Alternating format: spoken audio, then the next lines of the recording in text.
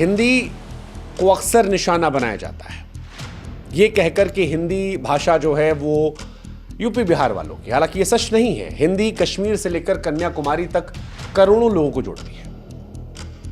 मराठी और कन्नड़ भाषीय लोगों को लगता है कि उनकी पहचान दब रही है।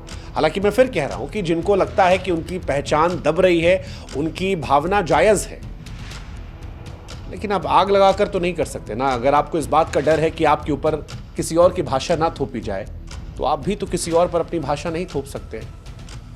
और अगर राज ठाकरे सर या उनके जो लोग हैं वो हिंदी भाषियों को परेशान कर रहे हैं, तो फिर मुंबई में बॉलीवुड क्यों है? आपको बंद करवाना, बॉलीवुड बंद करवा दीजिए। नहीं करवाएंगे सर आप, क्योंकि वहां पैसा है और सबको ना ताकत गरीब आदमी पे दिखाना। कोई गरीब आदमी को मारने पे कोई दिक्कत नहीं होता।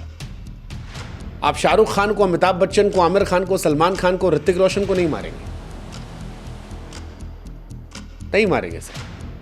आप मारेंगे यूपी बिहार के उस मजदूर को जो 4 पैसा कमाने के लिए वहां गया होगा, क्योंकि उसको मारने पर आपके खिलाफ कुछ होगा नहीं। ज्यादा से ज्यादा एक शिकायत होगी, अगर होगी भी तो उसकी बस्तियां फटवा देंगे। बड़े आदमी को मारेंगे तो मामला नेशनल इंटरनेशनल का हो जाएगा। दुनिया की रीत है सर, गरीब आदमी पे हर कोई जोर दिखाता है। आप भी दिखा रहे हैं। और अगर है हैसियत और अगर आपकी भाषा से इतना ही आपको प्यार है, तो हम आपको चैलेंज कर रहे हैं, बॉलीवुड हटवा दीजिए ना। शाहरुख, सलमान, आमिर, अक्षय, अजय देवगन सबको हटवा दीजिए।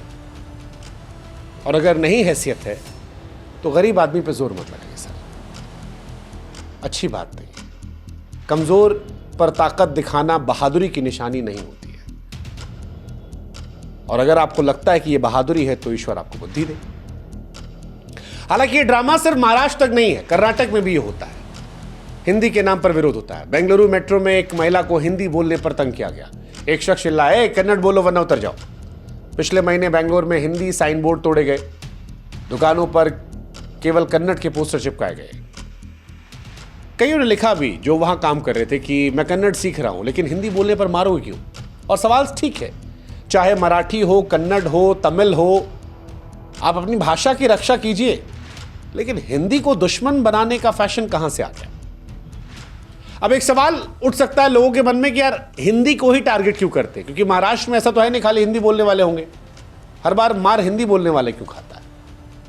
उसका रीजन है, 2 रीजन है। एक, हिंदी बोलने वाली बड़ी आबादी देश में है, जो नौकरी के लिए अक्सर मुंबई, पुणे, बेंगलुरु यहां सब जाती है। उनमें भी एक बड़ी आबादी होती है जो गरीब आबादी होती है, मजदूर वर्ग की या नौकरी पेशा, middle class, lower middle class. ये जो मामले आप सुनते हैं सोशल मीडिया पर, टीवी पर, ये उन्हीं के साथ होते हैं। बड़े लोगों में आपने नहीं सुना होगा। कभी सुना आपने यूपी बिहार के किसी बड़े बिजनेसमैन को मुंबई में टारगेट किया गया? या यूपी बिहार के जो नेता जाते हैं मुंबई, कभी सुना आपने कि इनको टारगेट किया गया है? No no Hindi, no Hindi. यही तेजस्वी यादव स्टालिन के पास जाते हैं। तेजस्वी उतना धारा प्रवाह अंग्रेजी नहीं बोलते, स्टालिन साहब जो है वो शायद पब्लिकली हिंदी तो नहीं बोलते, यार नहीं देखा हमने, बट आपस में बड़े अच्छे मित्र हैं। मुंबई में फडणवीस की सरकार है, राज ठाकरे जो हैं उनके भी तमाम मित्र हैं यूपी बिहार में। लेकिन ये नेता आपस में नहीं लड़ेंगे। लड़ेगा कौन? उनकी पार्टी कार्यकर्ता। किससे? गरीब आदमी से। कहा ना सर, गरीब पर ताकत दिखाना आसान होता है। तो एक तो ताकत दिखाना आसान होता है, दूसरा हिंदी बड़ी आबादी उनको चेस करना आसान होता है। इसी वजह से इनको टारगेट किया था। और सबसे बड़ी समस्या है कि यूपी बिहार के नेताओं में अपने लोगों के लिए स्टैंड लेने की शायद हिम्मत नहीं है।